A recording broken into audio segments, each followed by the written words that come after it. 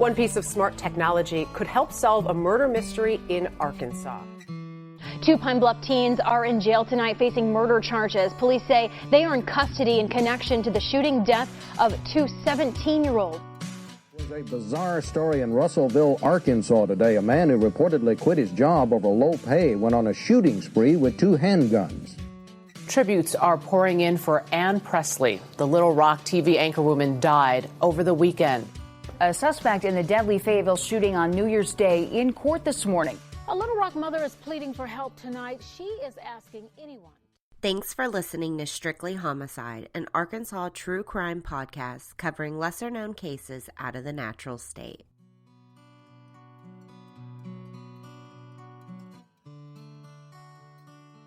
I'd like to start off by thanking my Patreon supporters. If you'd like to help support us, you can find us on Patreon and help with as little as $1 a month. There's also a donate button for a one-time donation on strictlyhomicide.com. Please stay tuned until the end of the show to hear a few promos from some of my favorite shows.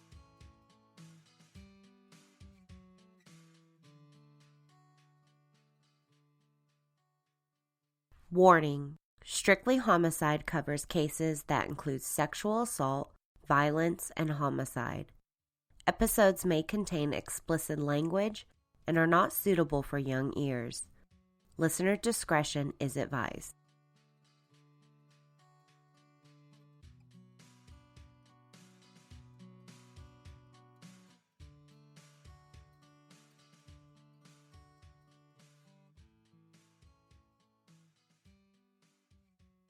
Hey y'all, here is the second part of the collaboration I did with Courtney for her podcast, Cult of Domesticity.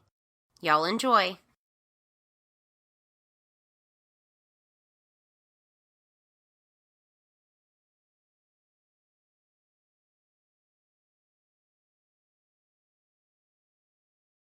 Welcome back, devotees. We're back with Nikki T and Groot, her dragon. Hey! So, we've moved from Strictly Homicide to Strictly Depressing, which should be my other tagline. I like it. We're gonna hashtag that. Hashtag Strictly Depressing. So, have you heard of the I'm gonna mispronounce this. Balangiga Massacre in the Philippines? I have not. Okay. It doesn't sound good. It does not. The word massacre is in there. Before we start, I'm going to thank my friend Erin Johnson for research aid. She helped me get some articles that I couldn't get access to because university access is wonderful. Thanks for the JSTOR access. I appreciate you. Really, it's what it is. People who've heard the Puerto Rico episodes know about the Spanish-American War. It's the same period, so it's just more American colonialism. You're welcome. So we have, in 1898, it's William McKinley. He's from Ohio, guys! He's one of our many presidents. He got the America into the war with saying, quote, "Remember the Maine, to war with Spain," end quote. So, the thought was, in Cuba, the Spanish blew up the ship, the USS Maine, and America was like, to war! Because that makes sense. Yep. If you've learned about yellow journalism, this is it. You know, the Pulitzer and Hearst really encouraged war. So... Hearst, the newspaper, right? Yes, the newspaper people that we now revere. So you know of Hearst Castle, right? Yes. That's where I grew up. Oh, yeah. Oh, fun. So, you say, oh, the Spanish-American War, it's only in the Caribbean. Lies. As Secretary of State John Hay described it, quote, "A splendid little war," end quote. It was going to include Cuba, Puerto Rico, Guam, and the Philippines. We're going global, y'all. I recommend getting your comfort drinks. That's how global we're going. That is going to be bad. America was going to liberate the Philippines. I'm air quoting so hard my fingers hurt. I can hear the air quotes. On top of it, they decided, you know what would be great for the Philippines if we imposed Americanism onto them afterwards and made it a colony. Quote unquote colony, because technically America's never had definitions. The Philippines had been a small republic. They had been expanding to other islands, and they were actually, the reason why they were popular is their strategic position in the Pacific. So, like Spain was like, this is great. We like to go around and get things. And other countries like to land here so they can refuel. Mm-hmm. This is awesome. And America's like, I see you, boo. We're gonna take it. Oh, America. America! This is not America bashing. This is recognizing what we did. So don't fight me. Okay. If you are gonna fight me with facts. Emilio Aguinaldo, the Filipino leader. Got it. I speak some Spanish. Hey. Un poquito. He's the Filipino leader against Spain. He had been an ally to America in the Spanish-American War, and he established an independent Philippine Republic. Everything's fine, guys. Everything's fine. But, soon-to-be President McKinley was like, you know what? These islands, quote, unfit for government, and they would soon have anarchy and misrule over the worse than Spain was, end quote. Or, as he continued, quote, there was nothing left for us to do but take them all and to educate the Filipinos and uplift and civilize and Christianize them, and by God's grace do the very best we could by them as our fellow men for whom Christ also died, end quote. Oh, that sounds so Christian of them. Yeah, so Christian. We're going to go over here, we're going to plop ourselves down and tell you what you're doing wrong, and then we're going to shove Christ in your face. McKinley, as his good old Methodist self was, reminded his delegates who were negotiating peace with Spain about, quote, the commercial opportunity which American statesmanship cannot be indifferent, end quote. So they're like, remember, the economy, bitch. Don't forget, there's still Filipino people living here. It's not just Spain and America talking and plotting. There's real people who were like, hey, we fought for independence. What you doing, asshole? So, we get the Philippine-American War of 1899 to 1902. During this period, I'm bad with numbers. That's okay. Me too. 126,468 American soldiers would deploy to the Philippines. Of them, 4,243 did not survive or died. An estimated 16,000 to 20,000 Filipino soldiers died, along with about 200,000 civilians. Anytime there's round numbers, I just feel very uncomfortable. Because that means they don't know. Exactly. You don't know what happened. Oh. This war, remember, they just fought a war against the Spanish, and then the Americans show up and like, hey, we're gonna rule you now. So they're like, how about not? So this war begins in Manila in 1899, and the Americans are like, we've got this. We'll get the developed area. They did a good job. And then they discovered what the Spanish knew. The southern islands are really, really hard to control because they're jungle and mountains. Such island of Samar. It will come back up. Not in a good way. I thought so. Anytime dates or names or places are mentioned, it's never good in this podcast. So, Brigadier General Robert P. Hugenstad, that is a name, said, quote, Samar has never been organized. The Spaniards never subdued Samar. The Spaniards never risked going into the interior of the island, end quote. So, basically what I said about them just conquering the easy areas, like flat, not mountainous, not jungle, is true. So now the Americans have to deal with that. And think of this as the turn of the century Vietnam. In warfare style. I'm gonna say, if you have a comfort drink, please get your comfort drink now. it's gonna get real dark. We're gonna talk about torture. So, also, if I'm quoting something and there's language that is not appropriate or is racially offensive, I am quoting from the time. Yes. I do not believe this because the N-word is dropped a few times, and I will say it because it's historically accurate. I do not believe it. I do not use it. It is what the soldiers said. Yes. I will throw it out there before I say it, but I'm disclaimer. So, the American soldiers who arrived in the Philippines really didn't know what they were fighting for. As one soldier wrote home, quote, "We feel that every man of ours that is lost is worth more than the whole damn island. We don't even know what we're fighting for hardly," end quote.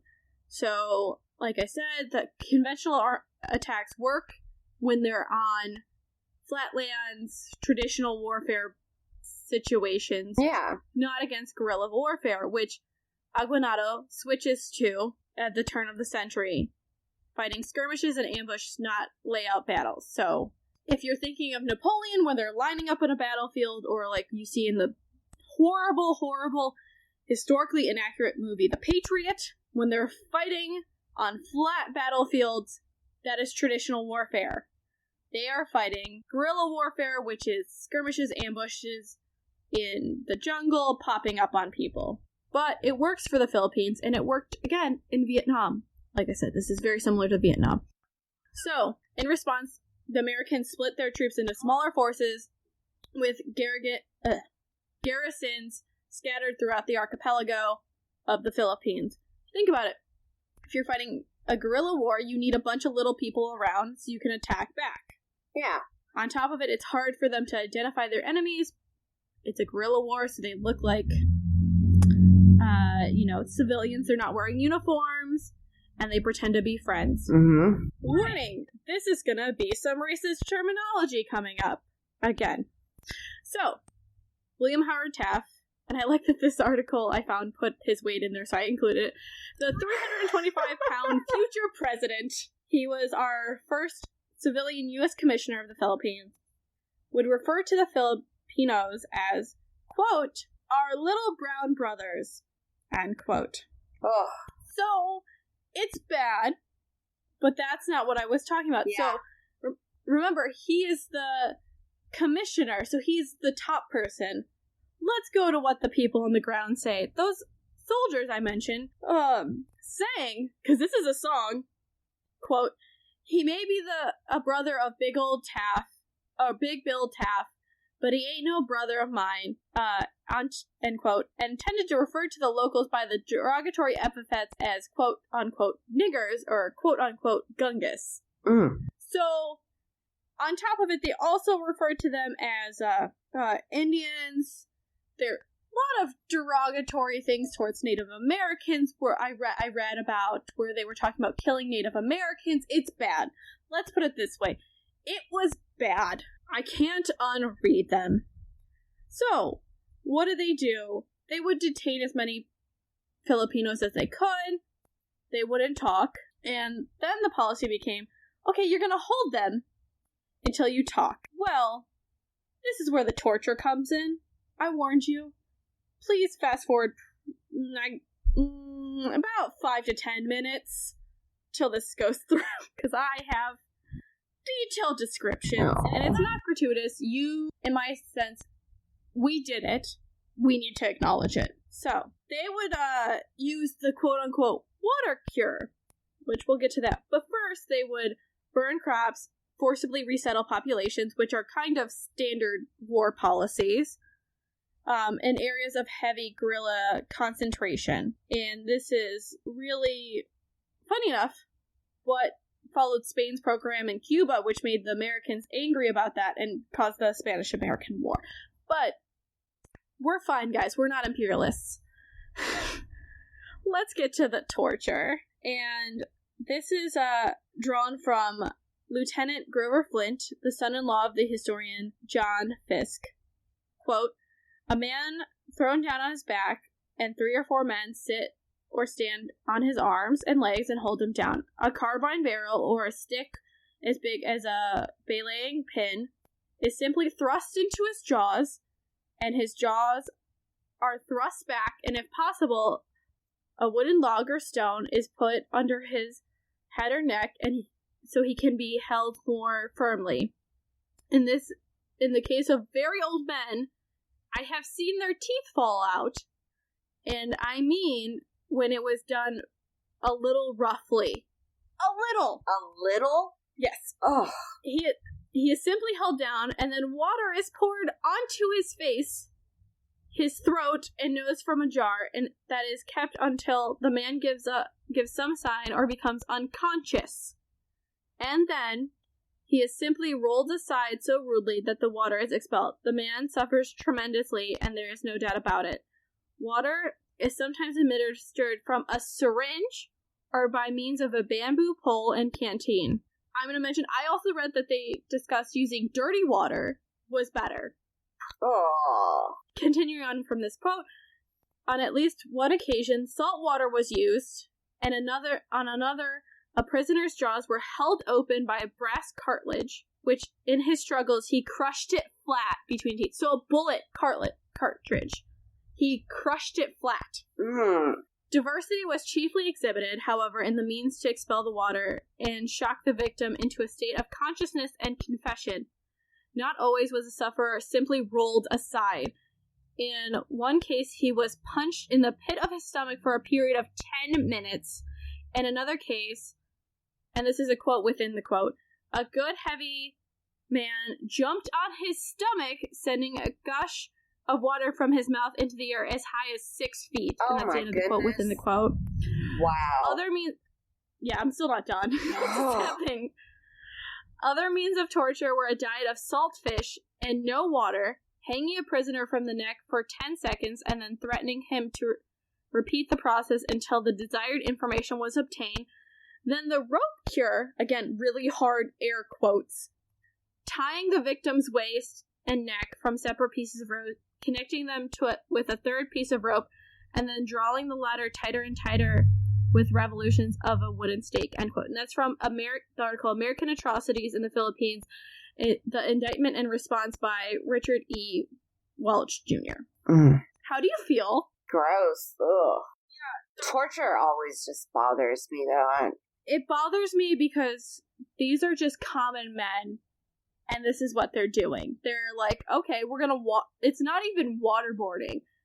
Because waterboarding, in a sense, you can fill up your mouth. They're taking basically a straw, putting it in your mouth, forcing your mouth open, holding your limbs down so you can't even fight it, and then basically as someone who's seen people start to drown, that's the one thing that's really always fucks me up.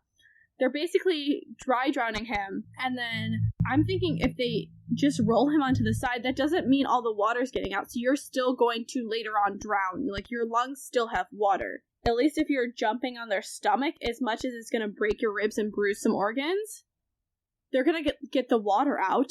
And then they mentioned basically, so the diet of saltfish, they're basically dehydrating your body. Then there's the temporary hanging, repeated temporary hanging, and the rope cure, which is basically, if you think about, they're hog tying you, they're not hog tying you because they're not doing your feet, but similar. And basically slowly, this is medieval torture methods. And the only reason I learned about this is the point at the end. But you can't act like you're a good person after that. No. I'm sorry. And you also said that, because, they're wearing normal street clothes, how often did they pick up a normal street person? You know what I'm saying? Like. Mm-hmm. Mm. Yeah. Yeah, no, it's, like I said, it's very similar to the Vietnam War, where because it's a guerrilla war, we don't know who the enemy is, so we're just going to pick up anyone we think is the enemy. It doesn't matter. Yeah. Nope, that's why I said the round numbers bother me, because we don't know. Yeah. And we did it. We don't know. Then we have General Vicente Lubacan proclaiming himself governor of Samar under Aquiliano's Filipino Republic. So we have someone saying, okay, I'm the governor of this island. They're like, okay, cool. He's not a great guy, demanding complete allegiance and punishing those who didn't listen very severely. on top of that. So the American soldiers arrive in Samar. Lubakan's control is well established. So basically, he's terrorized this island into his control. They set up the soldiers in the coastal towns on the island as Lubakan retreats into the jungle with his followers because he knows the Americans won't follow him there because it's jungle. Again, we didn't have Agent Orange and all those horrible things we had in Vietnam. Lubakan has established a spy network. Remember, he's not great, but he's also, if you think about it, he's Filipino. So are you going to go with the Americans or are you going to go with the Filipino? It's like the devil you know, the devil you don't. And so he knew everything was going on. But Lubakan is noted, even though he's a really violent, control of the island, he is committed to Philippine independence. So I said this is about a massacre. Let's get to that point. Because you're just talking torture. I'm just talking about the Filipino-American War, and we haven't gotten to the specific incident. It gets so much worse. Get your cup of rage, just cozy up, because it's going to flow with over. You picked this one specifically for me, didn't you? Company C of the 9th Infantry, this is Americans, arrived in Balangiga on the coast of Samar, August 11th, 1901. So the war has been going on for about 2-3-ish years. We don't really know why they're there, which is great. So, one reason could be the mayor of Balangiga, Presidente Pedro Abanyan, requested their presence because they had dangerous Moro pirates. And so, we're just gonna go with that. Why not?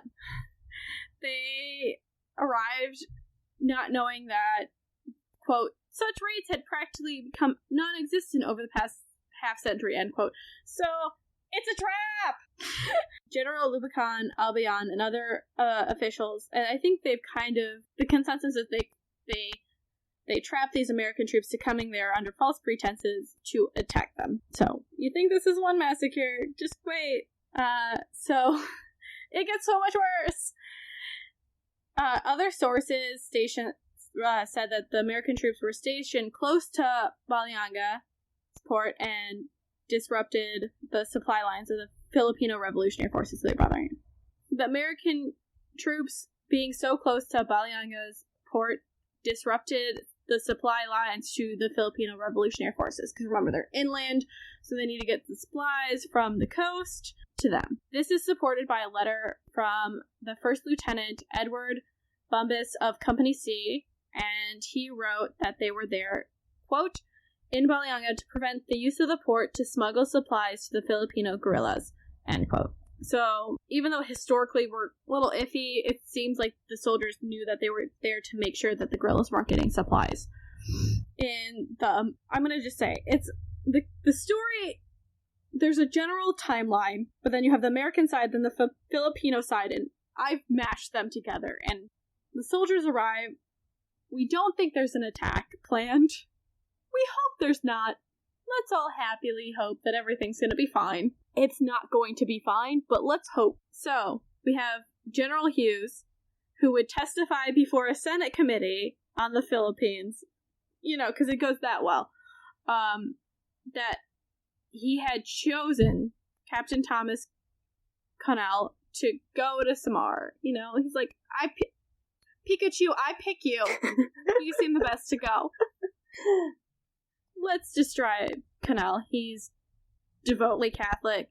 He's a graduate of West Point, and he believed in Taft's line of benevolent assimilation in the Philippines. He sounds I'm sorry, wonderful. Son.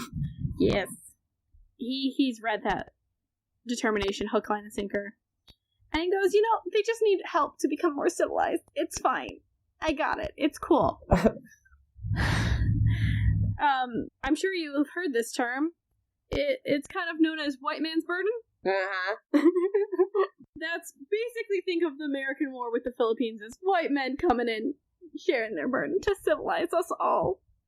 Connell actually was friendly to Filipinos. He wanted to gain their trust and hoping they might embrace Americanism.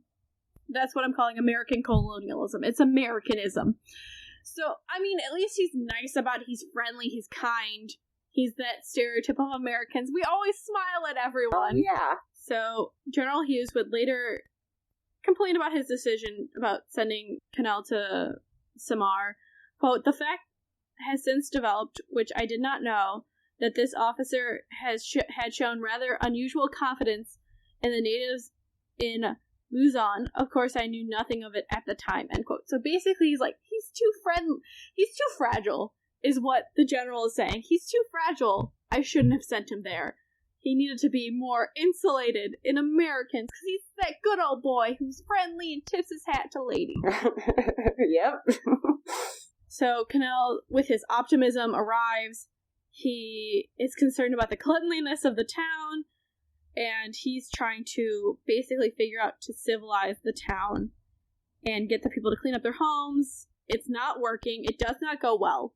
He asks the mayor, Presidente Albaran, to persuade people to clean up their homes. No. Then he was going to moralize Balangiga. As you can imagine, as most people go around moralizing, it does not go well. No. He is really preoccupied with the men's love of cockfighting and the young women's dress, or as my favorite part of this article I found, or the lack thereof. So their nudity. He's offended by titties. I'm going with he's offended by titties. So, on top of the Filipino people enjoying this, American soldiers also enjoy both cockfighting and titties. Mm-hmm. And if they say they don't, they're lying. I know, it's like they're going to brothels and they're going to cockfights. Like, as much as I don't approve of, like, cockfighting, it's just like, I get it. Like, you're in war, you're just like, yeah, blood! Yeah. So, Cannell is not really pleased about this, so he goes to his local priest, and the priest is like, nah, bro, I'm not gonna deal with this. You're on your own. Yeah. And the priest goes, you gotta look at this practical, not pious. Cockfighting, well established in culture. You're not getting rid of it. Like, pragmatically, you're not gonna get that out of their culture. Yeah. It's gonna take you generations to do that. For the women, remember, turn of the century, you have Victorian styles. Yeah.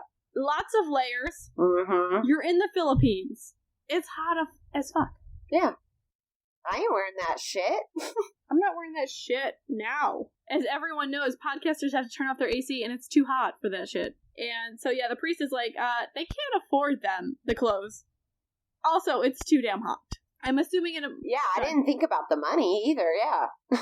Yeah, it's just like the priest is just like, I'm assuming he said it in a more priestly way, but basically, like, they pour, and it's too damn hot. Mm-hmm. So, Cannell is really worried about that, but he's like, you know what? I'm not going to step in. It's their issues. Then we're going to go back to the women. American soldiers interacting with local women has been a little problematic. Some say local women were used as decoys for the insurgents. Oh. Mm-hmm. They would apparently lure a soldier into the jungle where he would be distracted, aka sexy time, and then killed. Oof. I guess he went out happy, though. I mean... Well... maybe. Yeah. As one historian wrote, quote, the men learned from this blunder, and the next decoy was dragged under a hut and repeatedly raped, end quote. End quote. Oh. Mm-hmm. I'm just gonna have some of this wine.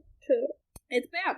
In other accounts of the period, soldiers would take advantage of local women, aka rape them, because advantage isn't true. They would rape them on a regular basis, or they would frequent sex workers. But if you think about it, probably not all the women they frequented were sex workers. Well, and they were, I'm sure they tried to they didn't, I'm sure they didn't want anyone to find out either, so they're not, they're not going to make it obvious, so they're going to take what they want. Mm. But you have to think, if what we know about guerrilla wars, if they know, say it gets out to one person, and they know. So, Cannell had no knowledge of this, so basically the rapes. And, again, unfortunately, this is not uncommon in war, which hurts my heart. very much. So, 3 young girls approached Cannell saying that his men raped them. He was furious, which, good on you, boy. I'm not mad about this. And then posted the following orders, quote, I will construe any act of physically touching the body or limb of a native woman by a member of this company as rape, and will recommend that soldier be court-martialed and shot. Think of how this disgrace will sadden your mothers and loved ones at home, end quote. Who's basically like, if you touch them, it's rape, you will be shot. Wow. Think of your mom. Wow. Because if you're court-martialed and shot, they're not getting anything. So, yeah. And then after that happened, he's like, remember that me being lenient on cockfighting? Yeah, that's gone. Oh, you consuming Filipino alcohol? That's gone. Because he really wants a good relationship with the local people. He's one of the few. He also forbids such words as, again, I do not prescribe to these words, but historical accuracy, as quote-unquote nigger and quote-unquote gugu to describe Filipinos. Again, I'm going to say this for the 100th time, but I do not condone using these words. But this is historically accurate. Well, and that's part of the story. Like, you know. Yeah. Yes, it's... So, Cannell was trying to... I just realized it's Connell. I'm trying to pronounce Filipino words and... It's okay. Amir. I did that one. I called... his name was Liddell Lee, and I recorded a whole episode saying Lendo. It's not even a name. Oh, okay. Okay, good. I'm not the only one. Okay, so Cannell ordered his men not to carry their weapons when not on sentry duty. So don't walk around the village or the town with your guns out. Mm-hmm. Again, let's get to some darkness. The soldiers then began to refer to Connell as quote-unquote nigger lover. Oh, God. For his... Yep. I said it was bad. For his naive confidence in the Filipinos. Because he wanted to believe the best in people. Yeah. So, August. Day 18th. They got there. So it's really only 7 days since they got there. They got there on August 11th. Realize this is all getting close to my birthday, but it's fine.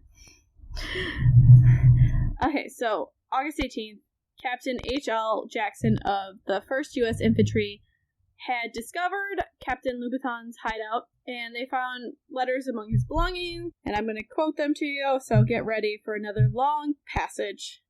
Quote, as a representative of the town of Balangiga, I have the honor to let you know, after having conference with the principals of the town about the policy to be pursued with the enemy in case they come in, we have agreed to have a fictitious policy with them, doing whatever they may like, and when the occasion comes, the people will strategically rise against them.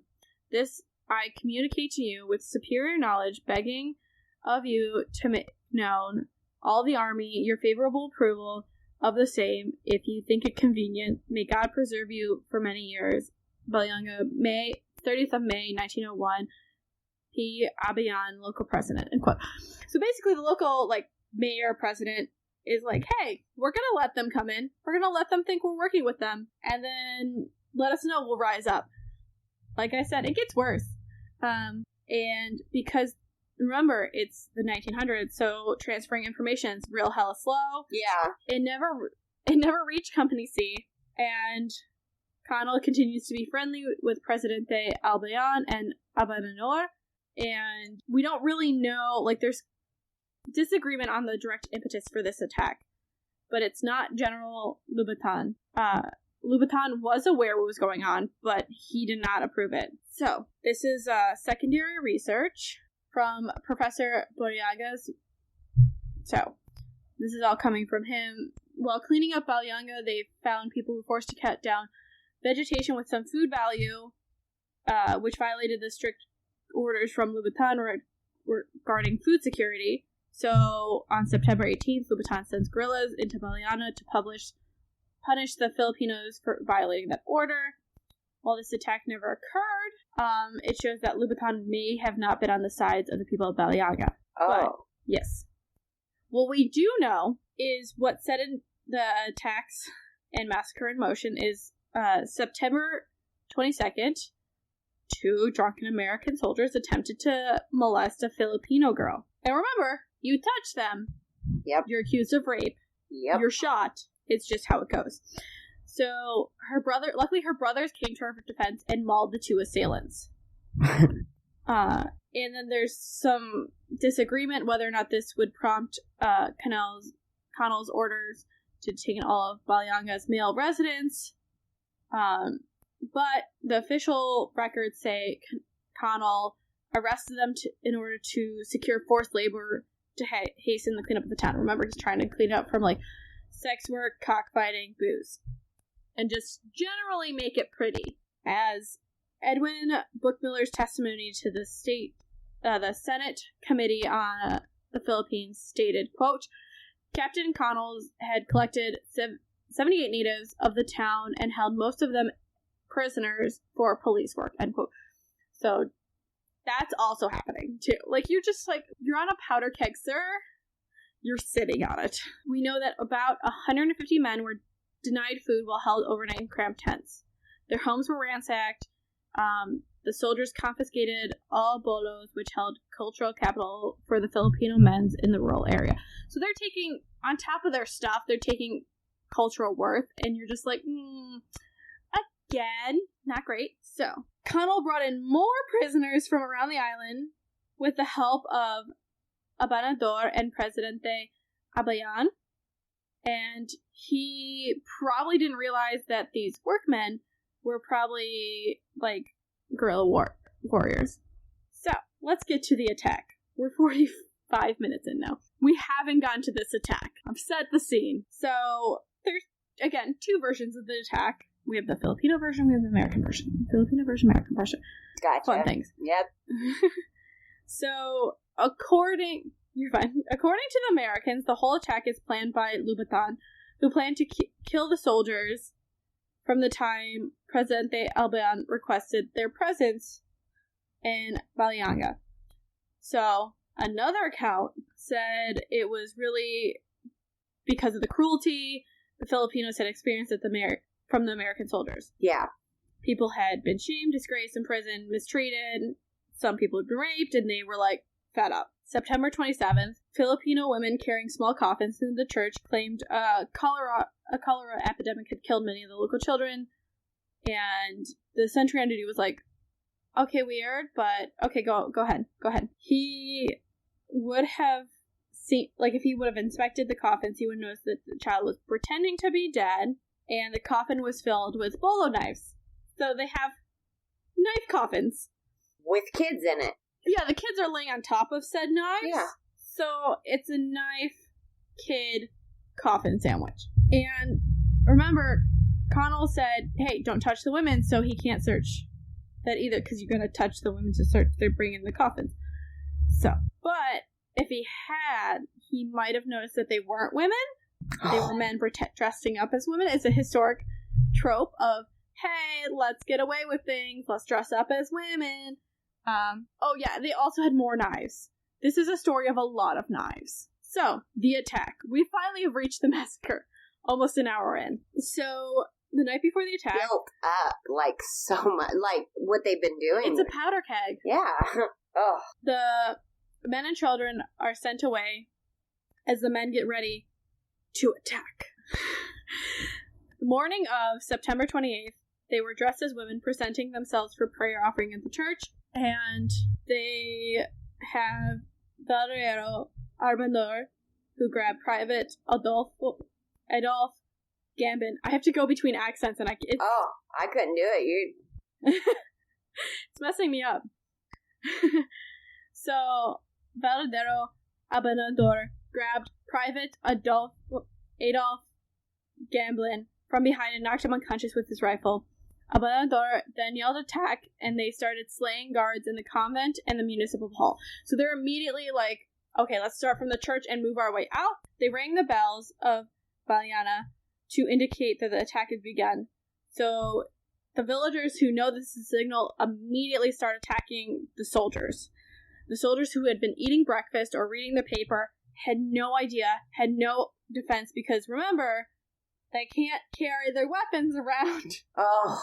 So you're in the mess hall. You have kitchen utensils, chairs, steak knives. They basically start taking out a lot of American soldiers. The Americans manage to regroup and find some firepower against the villagers, which then Abandador orders a retreat.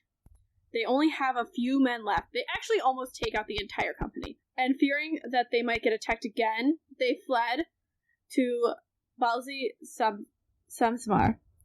So the guerrillas then seize the rifles, ammunition, anything they can.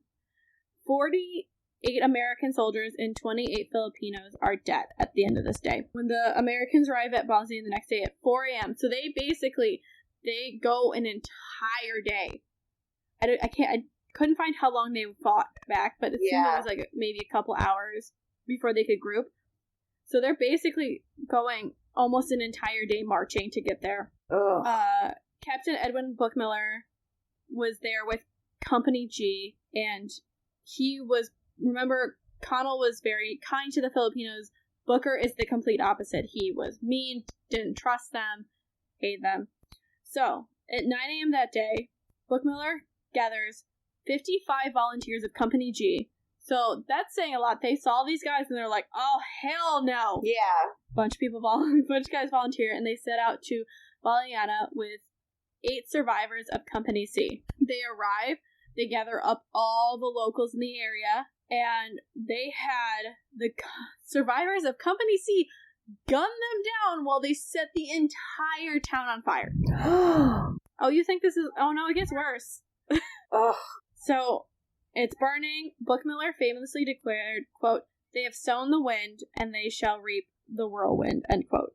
Which is a boss-ass quote about a horrible-ass thing. So, hundreds of Filipinos were killed that day, and thousands would die as a result. So let's get to the reaction. Like I said, your cup of rage shall filleth over. We just got to the massacre. We haven't gotten to the worst part. Oh my goodness. You mean burning the city down was... Oh, it gets worse. So much worse. That's why I asked if you had a happier story. I'm gonna cry myself to sleep tonight.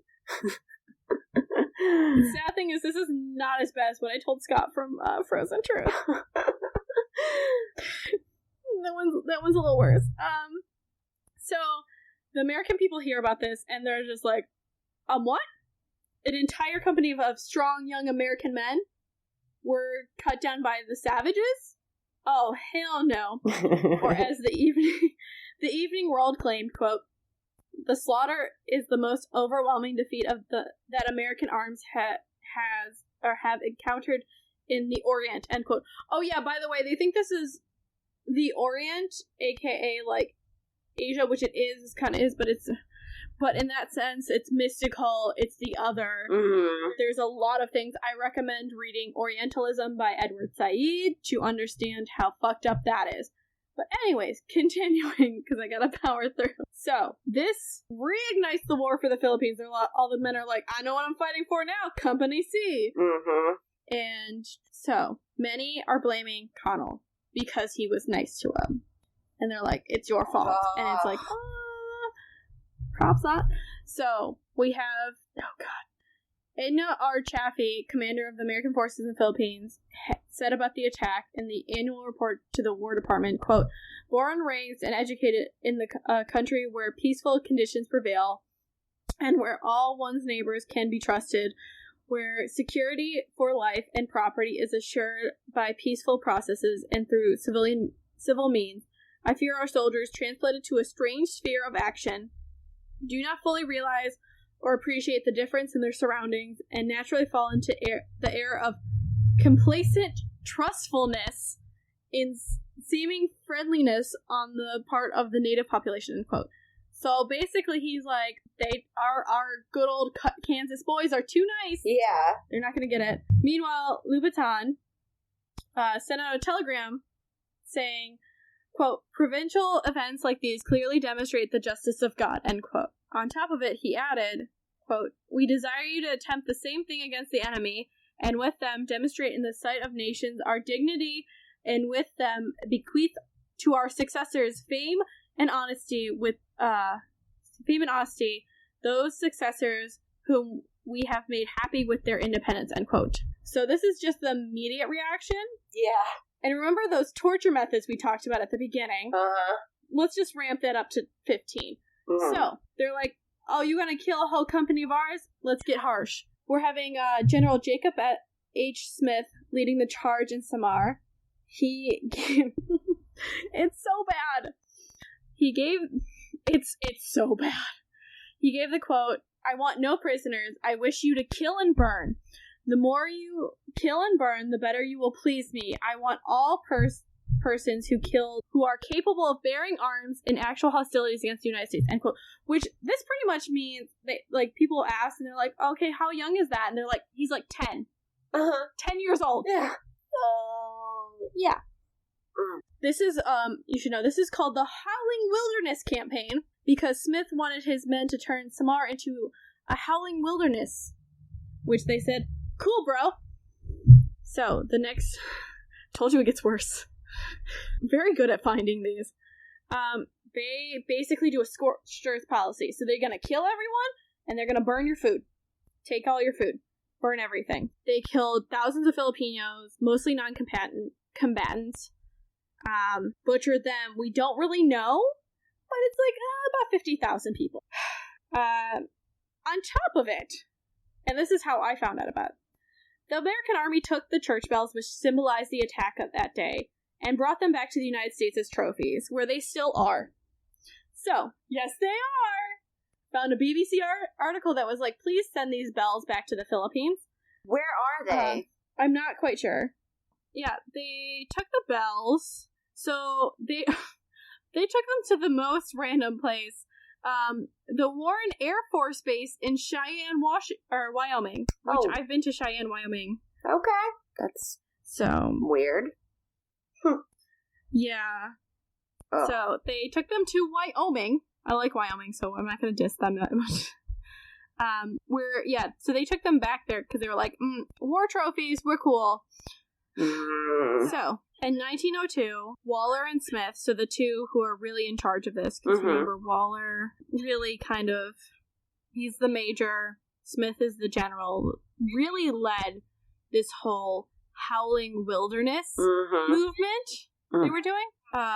So they're court-martialed, and the charges include mass attacks against civilians and execution of prisoners. You're like, cool, we're gonna get some justice. Sounds like it, right? Again, remember I said this episode is a cup of rage where it runneth over. Smith is reprimanded and lost his command with no other formal punishment. No way. No. Yeah. Oh my god. The general has no charges brought against him. Nothing at all? No, he's reprimanded, so it's like, bad job. I guess you can't be a general anymore. Okay, fine. Waller was acquitted on all charges because he is a Marine and cannot be subjected to an Army court-martial. Oh my. So on a technicality. Oh my goodness. Yeah. Yeah, bad. Well, how you feeling? It's like a small town with the good old boys, but like real big. Like a country? Yeah. Yeah. No, it doesn't feel great. It just sits there. Yeah. And you just get mad and it slowly turns to stone. Because the only thing we can do, which I'll get to, is get these bells back. That's it. So, mid-April 1902, Davis is writing his endorsement. The U.S. press, who probably got some information from a General Miles, filed the news of the American abuses in Samar and elsewhere during the American-Philippine War. So they're like, hey, y'all, look what we did. It's not great. We probably should feel bad. A little bit. So, April 11th, Senator Harry Cabot Lodge formed the Committee on the Philippines, and then they published a report on the brutalities by American soldiers. So we're like, hey, we're going to look into how much we fucked up. Yeah. They have hearings where witnesses talk about the interrogation by water cure, and, you know, Lodge is like, oh, some American soldiers had tortured and killed Philippine guerrillas, but, you know, we gotta judge each case by it, like, that. On top of it, like, we have American prisoners of war who've had their eyes slashed, their ears cut off, and their bowels cut off. I'm not saying war is nasty, but you want to hold yourself above the other person. And, oh yeah, he also mentioned, so Lodge continues that, he goes, we also discovered servicemen who had been dismembered with axes, stoned to death, buried alive. So there, I mean, both sides, it's a guerrilla war. It's gonna be nasty, it's gonna be dirty, but it seems like the Americans had come in guns blazing. Exactly. They like to do. And just my reading of the interpretations of Lodge's report is, it is very pro-American, which is not to be unexpected, but it's very much being like, look at all these things that happened to Americans, and that's why they're doing this. These boys wouldn't have done this without provocation. Oh my god. Yeah, right? So, then it becomes public mid-April, the testimony of Major Littleton Waller, that in Manila, they executed 12 Filipino civilians in Samsmar without trial. So they're executing people without trial on top of it. So you're just like, okay, cool. This is really dark. And that's really kind of all that happens. Like, nothing really happens. There's a Senate committee, and then there's no reparations. There's no acknowledgement of it. It's in the paper. And, like, sad to say, this is American tendency. Yeah, it is. We get outraged, but we don't really do anything. It happened in Vietnam. Enough people got outraged. We managed to force them to at least alter publicly. Mm-hmm. It happened in Iraq. Who's to say if we stopped doing what we were doing? But yeah, so let's get back to the bells. I was just gonna ask you about the bells. I'm really concerned about these bells. So what can you do? If you feel mad about this, what can we do? Well, the bells of Balangiga, which I'm pretty sure I've been saying wrong this whole time. Don't fight me. But I wouldn't be able to say it. So, you know, most of us don't know about Americans fighting in the Philippines. Most of us don't know about American colonialism in the Philippines. And, you know, there's debating viewpoints on what happened in this massacre. Like, were they lured out there on purpose? Was it because of what happened?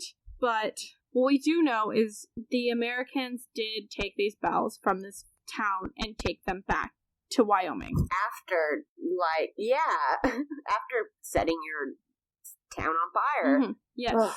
And it was a mutual massacre on each side. We know that 5 times the number of Filipinos died compared to Americans. And it really debates this term of massacre. It was, you could say it's a skirmish. There's other things. So, for decades, the Filipinos have been trying to negotiate the return of the bells from Wyoming. For them, it symbolizes how they struggled for their independence, and they can honor those who fought and died in Balangiga. Mm-hmm. Which is fair. Mm-hmm. You know? American veterans and civilians believe that the bells should remain in the United States to honor the sacrifices made by the soldiers who died in Balangiga to defend American sovereignty and honor in the Philippines. I just can't agree with that. I just... Yeah. Kimberly Aldorio writes, quote, several enlisted and civilian Americans expressed in interviews the fear that U.S. soldiers or the memory of U.S. bravery against the insurrecto would be greatly diminished by the view of that the Battle of Balangiga was an incident of imperial conquest, end quote.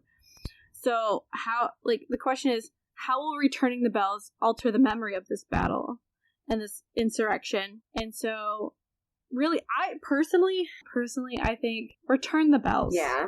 I for sure think that. I mean, and there's a couple reasons why. One, I mean, we went there, okay? And, I mean, this is, that just bothers me. Mm-mm. We went there. It was, the U.S. has a very complex relationship with the Philippines. Mm-hmm. And for those of you, like, it's not even our current president. Like, historically, we've had, since us, like, the United States has had colonial experience over the Philippines. We've had a very complex relationship with dealing with that. We don't acknowledge it and whatnot. And I think this would be a good way to show that country, hey, we're sorry. We are not our ancestors, basically. We are not our ancestors. Let's return the bells. We can, like, that's the thing about history is you can debate it. You can debate the meaning of something. So, yeah, maybe you think the, like, Lubacan lured them in. That doesn't, fine, that day is fine, but the reaction is still on us. Like, you can't, like, you can debate it, but as much as people say facts are facts, but in war, facts are blurry, facts are fuzzy. I mean, and both sides, really, it's like they were just going back and forth, like feuding high school seniors, you know? I mean, that's exactly what it is. They're just going back and forth to see who can fuck the other one more. I mean, it's just awful. Ugh. They're fighting over a girl, and the girl is in, like, the island of the Philippines. Yeah, so... But in the end, to me, we went there, is what bothers me so much. And we took something of theirs and we're holding it like a killer would, an earring. Yeah. It's twisted. It's really twisted, and I really had never heard of this till the past, like, year or so, and I saw an article about the bells, and I was, like, so intrigued, because I was like, you know when you've never heard of something and you want to learn more about it. Yeah. Go in the more I hole. learned, the more I learned, the more frustrated I got, because it's one of these cases where I think countries need to acknowledge when you mess up, because it shows. People go, oh, it shows that you're vulnerable. It's like, no, it shows that the people running your government are human and can make mistakes. Well, anyone. It's a lot of people are like that. They don't. Me and my husband have this talk all the time about owning up when you're, because he is the best at it. He's like, I suck at it. He is so good at it. He will own up when he's wrong, you know, and that is so rare. Honestly, it really is. and like countries for sure. No, oh God. There's numerous occasions where I think the best occurrence of this is Germany, World War II. Like, they had nowhere to hide, and you see them. They're like, yeah, we did this. They shockingly just paid off their reparations for World War I. Like, they're still paying them off, which shows, you know what? This isn't us now, but we're going to be better than them. So I think if we return the bells, we're proving that we're better than those people that came in. This is not me saying I agree with the president of the Philippines, because I don't. Yeah, no, it's not, to me, it's not a sides thing. I just think it would be morally right to, you know what I mean? But I'm not saying they won or anything like It's just showing we're willing to take that high ground. We're willing to show history. We're going to take the high ground. And I think that's, for America, when we're so divisive right now, I think that would be a really good move. Oh, yeah. To be like, you know what? We didn't, not saying you didn't, like, you were perfect, but we also aren't perfect. And we would like to show you how sorry we are about a past. Here are these bells. Take them back. Because they ain't small bells, let me tell you. I bet. They're giant bells. God, that's real sad. And it's really depressing to think that this aspect of they just want to honor their fight for independence, which they had been fighting for so long since the Spanish arrived, and now they had to fight another imperial power for another, I think it's like it might be about 50 years, and you know what? If that's how they want to symbolize them, is the bells, even though they had to kill American soldiers to get that, as a country, we should honor that, because we also had to fight for our independence. Do you want to plug your show? So if you want to hear something less depressing, no, I'm just kidding. It's not really. Do you want to hear something, a different version of depressing? Like, I had to take a break from my most recent execution series because crimes were so awful. I gotta take a break. I'll come back to it. I just listened to the last one today, and I was just like, whew. It's like writing something. I was like, oh, that's dark. Arkansas true crime. Just recently did a series on our Arkansas 8, but I only did 6 for now. You can find Strictly Homicide Podcast on iTunes, Spotify, that Android one. I'm just kidding. All the places. All the places. Social media everywhere. It's Nikki T.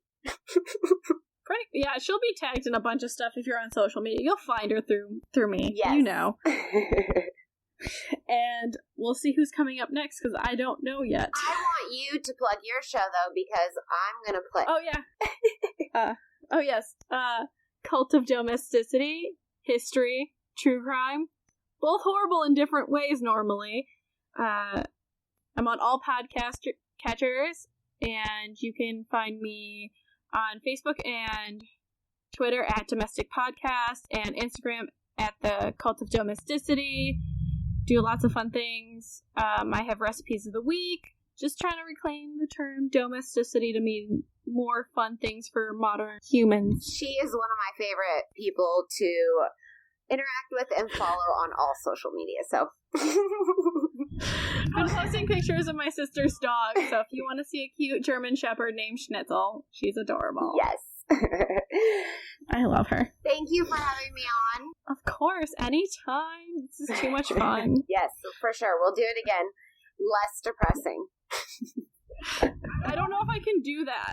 Okay, fine. Okay. All right. Bye. Bye.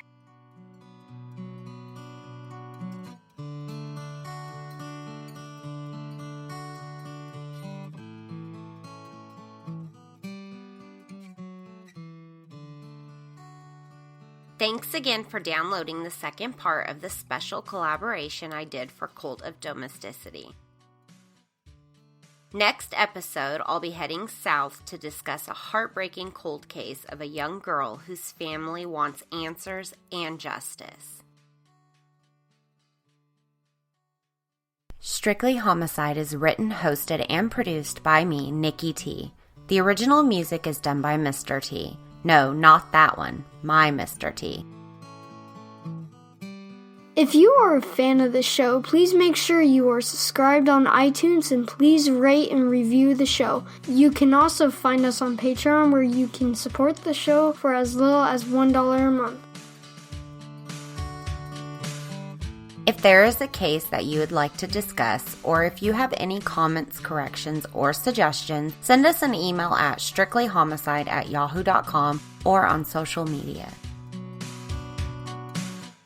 You can find us on most social media sites by searching Strictly Homicide Podcast, and on Twitter as @StrictlyHMICIDE. That's Strictly Homicide with no O.